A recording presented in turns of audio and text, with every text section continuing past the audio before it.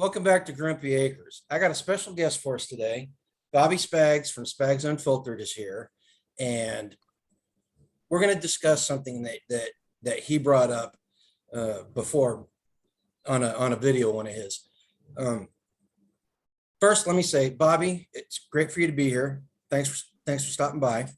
Thanks for having me. Okay, so you and I have been acquainted for a couple years now, but I've only gotten to know you like in the last 6, 8 months, really. That's Yeah. I've got to know you better. And I got to be honest with you. I always thought you were like a prepper guy, if you know what I mean. Because I mean that's seemed like that was your wheelhouse. But now that you started doing your videos on your channel, I can see that you're doing a lot more than just prepping. What all do you Yes. have going on at your property right now?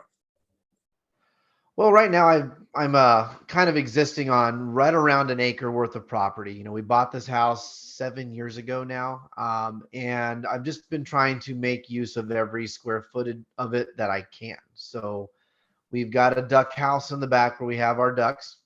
I'm actually about to expand that. It's about to become a duck condominium. It's going to be pretty large when I'm done. I've got a garden that I've expanded on every year since we've been here. I have blackberries that I've put along my neighbor's fence line. He said I was allowed to use his fence, and so I have blackberries proliferating. I've got fruit trees I've put in. Let's see, I got raspberry plants I put in this year. I've got melon patches and squash patches that I'm going to start putting at the end of this year. And the idea is to slowly take that 1 acre worth of property that I have and turn the whole thing into a food production facility so that when things get tough, I don't have to rely on corporate food production, and I'll have things I can trade with folks like you that I know and my neighbors who might have something I want and I'll have something they want. So yeah, I've been termed a prepper. I have been in the prepping world for a very long time, but I've often said that prepping necessarily leads to homesteading. If not, you're really making a big mistake. Right, right. And I agree with you 100% on that. In fact, I made a video about a year ago on that very topic, and it was not very good, so I just canned it. And you recently posted a 16-second video saying that homesteading should be the goal of every prepper. And Yes. and I've heard that sentiment pop up more than once recently on different channels. Um, Mhm. do you think this is something new that's new to the community and more people are talking about it, or are people just saying the quiet part out loud now? I think that what we saw was, let's go back 12 years. Okay. 3 administrations ago. Well, 2 administrations ago, term one. Everybody panicked. Everybody started freaking out, and the prepping movement became huge. But what that looked like back then was, let's just stack beans and rice and buy a big gun and a lot of ammo. And that's all anybody really did. Fast forward to 6 years ago, new administration comes in. All of a sudden, these people stop caring, and they're not nearly as scared. They're not nearly as worried. Now we're in this current administration, and everyone's worried again. But I think what happened was, during that transition, a lot of folks like you, a lot of folks like me who were still in those communities finally got the chance to push the narrative that it has to be about more than just buying things and putting it on a shelf.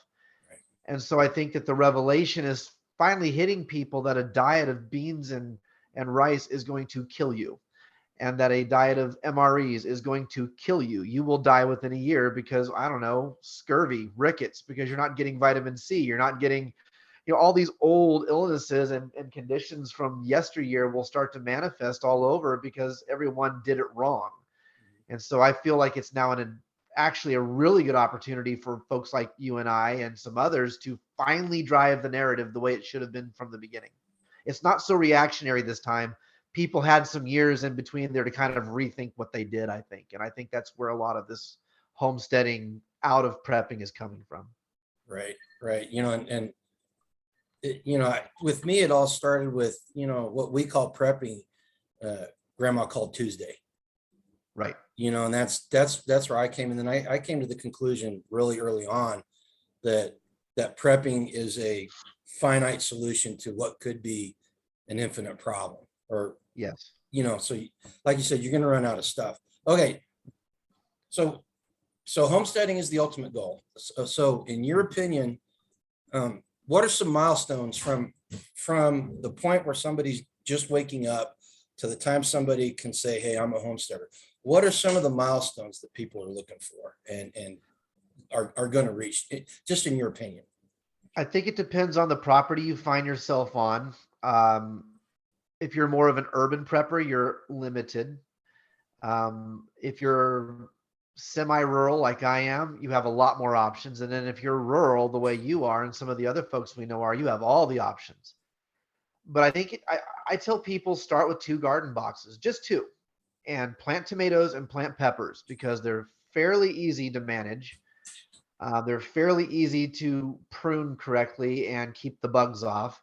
And when you start to, I tell people when you taste that garden tomato for the first time, you're going to look at Walmart like, who the hell are you and why have you been in my life for so long?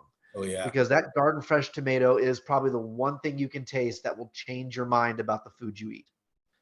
And So get 2 garden boxes, raised garden boxes in the ground. I don't care. Just get 2 places where you can grow a few plants to change your mind about what you eat. Second milestone, learn to can it. Buy a water bath. You can water bath tomatoes. You can water bath peppers. The recipes are out there in the bulk canning stuff. Not everything has to be pressure canned. There's a lot of leeway out there. A lot of the old mentality in canning is shedding, and a lot of the new stuff coming in is much simpler. Um, and quite frankly, we have YouTube. We have YouTube. Yep. We have Google. This isn't 1950 where your grandma had to teach it the way her grandma taught it to her. You literally have the world's knowledge at your fingertips. So plant a tomato and can them. Those are your first milestones. Once you realize how ungodly not difficult it is, start doing it and you expand a little bit every growing season. Learn your growing seasons, learn where you live, what the climate is, learn what flourishes well, and literally pick the easiest shit to do first. And once you've accomplished 4 or 5 really easy things, then you can branch out and say, okay, I'm going to start an orchard, or I'm going to do a vineyard, or I'm going to try this, or I'm going to bring in some animal husbandry. And with your animals, start out with just some chickens that lay enough eggs to give you a dozen eggs every 2 weeks. So get 6 chickens, get a dozen eggs every 6 or every 2 weeks, and learn to eat eggs that don't come from the store. And I think those are the easiest 2 milestones: tomatoes, peppers, and eggs. You get that down, the rest starts to click. And canning, the 4 things. So tomatoes, peppers, chickens, and canning. You do those 4 things, you're in a pretty good springboard into some more, next level stuff, I guess. Yeah, I like what you said about the canning, because people are really intimidated by it. And a lot of people, even today, the bulk canning jar recipe book is the only thing they go by. And there's so many more resources out there. Yes. Angela gets into the Rebel canning stuff. She's bought several Amish canning books, and the Amish have been canning stuff way before pressure canners existed on a widespread basis, and they've been canning all this stuff. So they've got these tried and true methods that a lot of it's got to do with the government trying to protect people from themselves. Yes. There's a lot of stuff out there with canning. Yes, you can water bath meat. It is more dangerous. You have to know what you're doing, or else you will get botulism. Yes. But you can do it. You can go out there, and then as far as the gardening goes, you figure a master gardener, just say they start when they're 20 years old and they become a master gardener, and they garden for their entire lives. They're gardening for about 50, 55 years. That's only 200 to 220 crops. And most people can't garden all 4 seasons because of the zones they live in. So, you cut that down to 3 seasons because you got a greenhouse to extend your period. I mean, you're looking at 150 seasons, and master gardeners fail all the time. And I hear a lot of people, as far as that gardening milestone, they get so frustrated because it doesn't work the first time. And all I can say is you got to keep plugging at it. And I think you don't learn anything new by being safe. You don't learn anything new by being successful. If all you ever do is get lucky and you're successful from day one. You get comfortable, and when you're comfortable, you don't try new shit. That's Accept funny. failure, man. Accept failure. That is part of life, and that is part of a free market. That is part of capitalism. That is part of true conservative values. Is failure. You have to allow for it. Yep. Yep. That's funny you say that, because that's the same exact comment that Angela got whenever she posted the video about screwing up the drywall in that room we're rehabbing. that you only learn from failure. Okay. Yeah. So my grandfather was born and raised in a sod hut.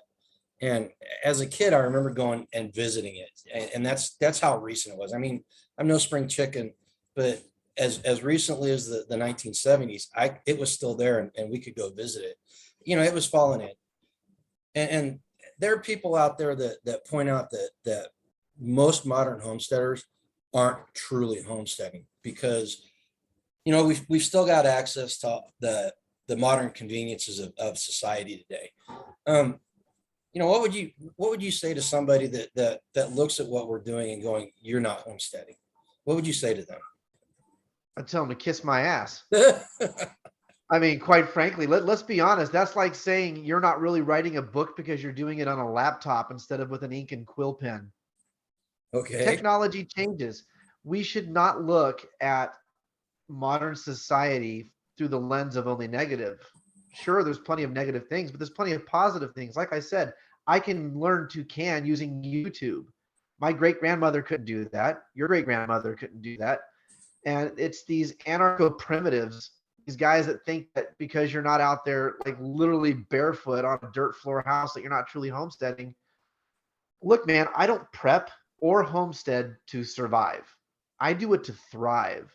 And if I can be a lot more comfortable in how I do it than you, then guess what? I'm better than you. Yeah. Plain and simple. My experience in a world filled with zombies is going to be a million times better than yours, because I am taking steps to do things better than it was done in the 50s, better than it was done in 1902, better than it was done in 1812. Use modern building blocks to build the experience to be better than it used to be. We don't have to jettison all modern stuff just because we're homesteaders. It's perfectly fine to have air conditioning. Oh, absolutely. Absolutely. You don't have to practice to be miserable. And what's funny. I was doing some research on homesteading law in Kansas, which is where we are. And one of the stories that popped up was a family down in McPherson that was actually homesteading. They went out and did the raw land, and after 5 years, they could put a deed in on it. And the story was about how they had lumber hauled 45 miles out to where their homestead was in order to build a house. And they built a stick-built house out on the plains of Kansas, and everybody else around them was living in sod huts. And the lady of the house felt that same exact thing that you said, that she was doing so much better than everybody else because she took that extra step and she took advantage of what they could take advantage of. So I think what you're saying is absolutely true. Leverage. Right. We're not training to be cavemen again. I mean, come on. Some people are. Well, And that brings me to my next question. There aren't many states out there that are giving away free land anymore. In fact, the only one that I could think of off the top of my head is Alaska under their homesteading laws. And in many places, like in Kansas, the homesteading laws seem to revolve around bankruptcy protection and tax refunds. You can there's a certain set of criteria, and you can file for a homestead tax refund every year in the state of Kansas. And I didn't get a chance to go look at any other states, but I'm willing to guess that it's probably the same way in these other places that had like original homesteading laws. So my question to you is, what are your thoughts on the fact that it's turned from getting people free land into bankruptcy protection and tax refunds? I think that just proves the inefficacy of government to begin with. Um, I don't homestead and get tax credits. I don't try to get all that. If you can get it, great. I absolutely think you should. But we do these things to become free from government. We do these things to become free from corporate control. We do these things to become free from the mainstream. So I don't spend a lot of time worrying about those sorts of things. I'm going to do on my property whatever I choose to. And if it gets me a tax credit, great. But like I said, I've been here for 7 years. I haven't even looked into it, to be honest. I am my grocery bill from Walmart that used to be like $500 a month is down to about $200 a month because I don't buy any meat or hardly any produce from Walmart anymore. So, and I'm using Walmart in the general term, Kroger, Dillon's, I don't give a shit, any of that. The point is, I am saving more money in growing my food than I would get from that tax credit. And I don't think it's government's job to save me from bankruptcy. So I'm not even going to look at that. Right. If you do, that's great. And if others do, that's great. But I think we have to adapt our mindset as homesteaders to understand we're doing this free from government. So it really makes no damn difference to me what their rules say. Excellent.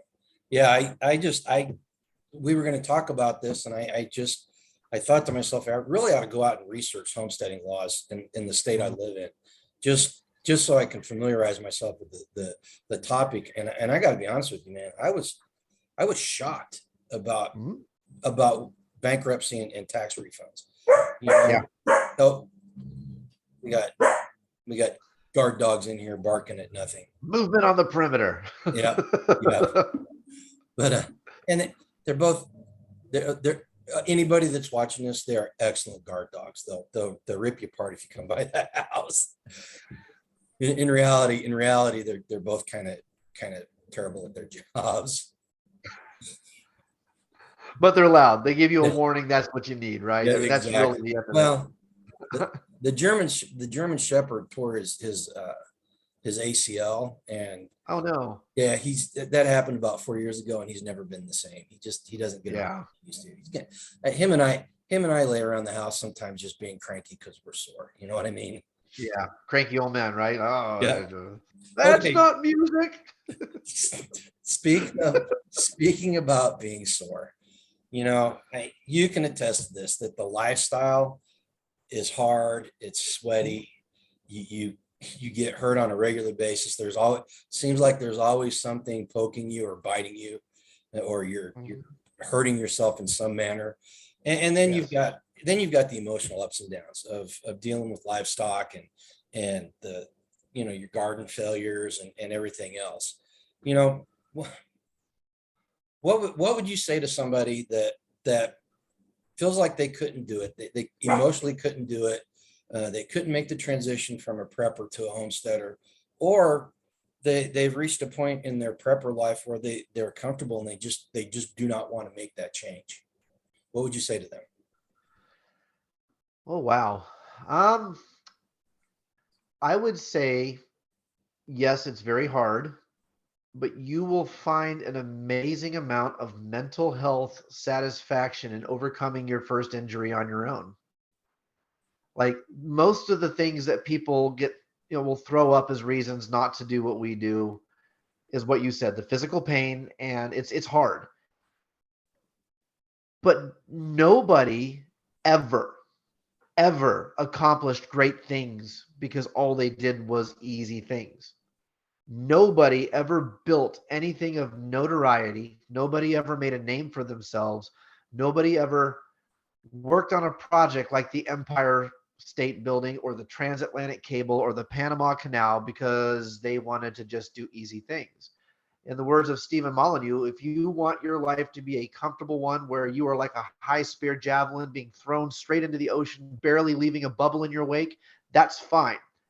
I understand why you want that comfort. It's just not for me. And if the only reason you can't go from prepping to homesteading is the physical pain, then you're going to suck as a prepper, because if you really think you're going to fend off the unwashed hordes of zombie Democrats or whatever you think you're going to do, but you're not going to put up a chicken wire fence because, oh, my hands are going to hurt. Well, what are you going to do with the recoil of your rifle, dude? Like, the pain's going to come from prepping too. You just aren't experiencing yet. At least people like you and I as homesteading preppers, we're experiencing some of that suck now and that pain now, and we're acclimating our bodies to the fact our hands are really going to hurt at the end of the day, or our knees aren't going to be blowing us little kisses at the end of the day. If all you're doing is prepping and putting things on shelves and hoping to God that your new tactical vest is going to save the day, it's going to suck for you, man. It just is. Absolutely.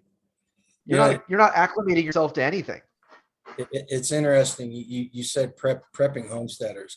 You know that there's actually a term prepsteader, and Yeah. it's that space when you're in that transition between prepping and homesteading. And I got to tell you, right now that's where we are. We at our old place we had made the transition into homesteading, Mm. and we were getting ready to go full bore. But since we moved to this new place, we actually had to take a step back, and we're Sure. we're relying more on stuff than the homesteading skills. But I got to tell you, man, this just yesterday, I finished fencing off the paddocks, and I've got a rotational schedule set up now so that the sheep are on, or the sheep and goats are on a different paddock every week for 4 weeks. So it's going to give me a chance to for the grass to grow back up, and it's going to reduce my feed bill considerably. And There you just go. Yep. such a great victory, a moral victory. It's in the big scheme of things. Yeah, it's not much, but it just feels really good getting back to Mm. the same functionality we had before. And Sure. I'll take what you said about people that that are afraid to make that leap. Man, I'll tell you what, I don't know if it's just because I'm seeing it more. It's like when you buy a new car, you see the same type of car thing. But the community, the homesteading community online is way more active than it was 7, 8 years ago, whenever Yep. we first got into it. And there's so many good channels out there, and they're not all 200,000 subscriber channels. There's some really good Mm. channels out there that only have 1,000, 2,000 subscribers on them. Yeah. And so I would say to those people, go out, reach out to these people and get encouragement to make that change. There's a whole bunch of people out there doing it just like you should be doing. And you may want to do it, but you're afraid to, you know. Okay. Sure. So I guess with all that said, I really I kind of covered all the topics I wanted to cover with you. I just thought it was interesting that your little 16-second Mm. that you said so much in that little 16-second clip that you posted about homesteading being the goal, that I couldn't let it go without getting your thoughts on some of these topics, man. Well, I'm So glad you liked it. do you have any final thoughts on this topic? And do you want to go ahead and plug what you got going on? I know you got some special things in the work, especially in Sure. October. So you want to talk about that? Yeah, yeah. A final thought would be, look, guys and gals, the world is only getting worse. The supply shortages are only getting extended. The grain shortages are only going to be happening more and more, and the food industry in the United States is under attack. You can put whatever bad guy you want at the beginning of that comment. It doesn't change the fact that we have lost dozens of food processing plants and animal husbandry plants and places that grow this or that package that. You're going to have to be prepared, and you're going to have to be able to do it yourself. So take the plunge, go one step at a time. Channels like Grumpy Acres, channels like Life Done Free, channels like mine, and some others like Perma Pastures or Deep South Homesteading or SOE Gear, they will talk to you in their live feeds. If you say something and they happen to catch it, they'll talk to you. There is an immense support structure right now that is um, in that bridging portion between prepping and homesteading. And we're trying to help everyone along. None of us want to do this alone. None of us want to be the only one. I will help you. I will talk to you. I know Angie and Garen will talk to you. I know Tag from Life Done Free will talk to you. If you put things in their comments, we will all talk to you. Speaking of that, we have a festival coming up in the fall. It is going to be September 28th to October 2nd. It is the Midwest Preparedness Festival. It's going to be up by Perry Lake, just northeast of Topeka, Kansas.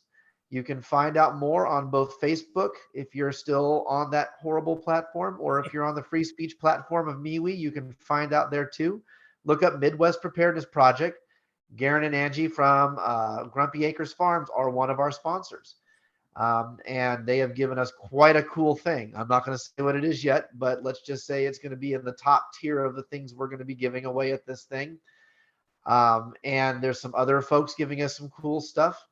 There's a lot of neat things in the process. And if you show up to this, we're growing this thing.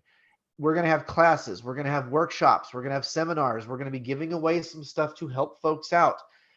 And there's also just the camaraderie and the fellowship of being around really good people, really good men, really good women, men and women who are men and women, not just NPCs running through life as just, drones. You will get all the advice you need, probably more than you want. You're going to see some interesting conversations, and you're going to understand that you're not nearly as weird as you think you are. We're all weird, dude. All of us to some extent. When you're not an NPC, when you're not just a drone, you're going to be a little weird. We accept that and we encourage it. So come out, check it out. And it doesn't cost a thing, does it? No, it's free to get in. We do monetize a little bit. We do sell the tickets for the prizes, but this year we're going to reduce tickets down from $10 a piece to $5 a piece. Last time was kind of a building platform, and we made enough money from that last festival that now all the future ones are now going to be self-fulfilling prophecies that pay for themselves. And now everything is going to go towards getting bigger and better classes, bigger and better seminars, bigger and better workshops, and cooler prizes. So come on out, man. You have nothing to lose. No one's going to judge you. And you can go out and you can camp during the week. When are classes starting this fall? Probably on Friday again. It starts on a Wednesday, which is the 28th, and it goes through Sunday. And yeah, you can come out and camp. A lot of folks bring their RVs. A lot of folks, ground tent and all that kind of stuff. It's really up to you. You can show up if you're sore because you're doing it, right? And you don't want to sleep on the ground. I get it, dude. I don't want to sleep on the ground either. So come out during the day, hang out around the campfire. We're going to play Conflicted. Everyone has a few drinks. Everyone brings in some food. We have a potluck on Saturday night, and we all hang around and just talk at the end of the day. And people tend to pair off and start making friends with people in their local areas. And then networking happens.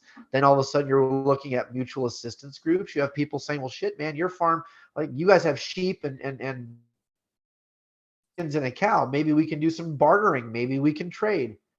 And we have barter hour too on Saturday night after dinner. Everyone gets together and throws out a bunch of stuff on the table and people barter. The only rules are nothing that's going to get anyone arrested and no cash. People barter all the time. And that I need to get with you and do a video about your bartering 101 class too. I'm still going through that, trying to figure out a good format.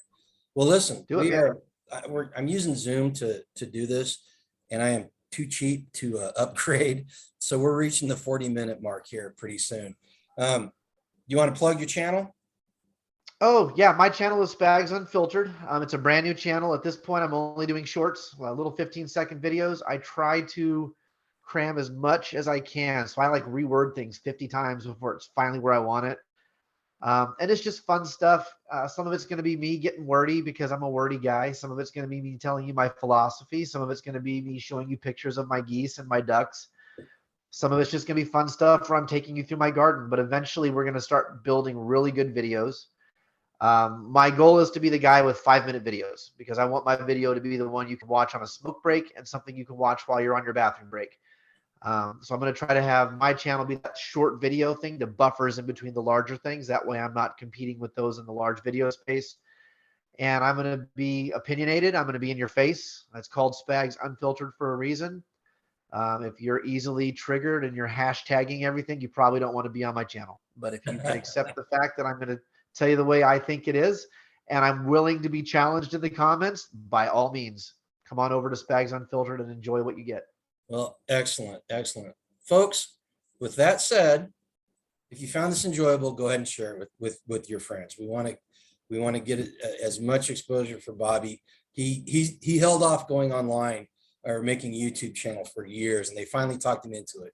So we're out there trying to get him as much exposure as possible because he's got some really good stuff to say.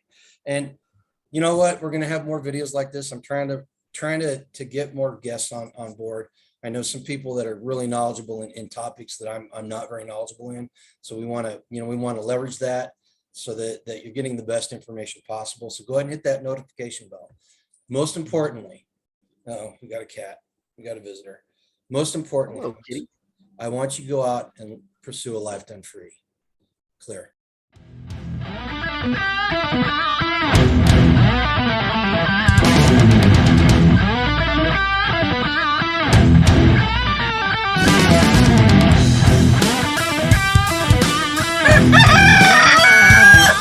Thanks, Milo.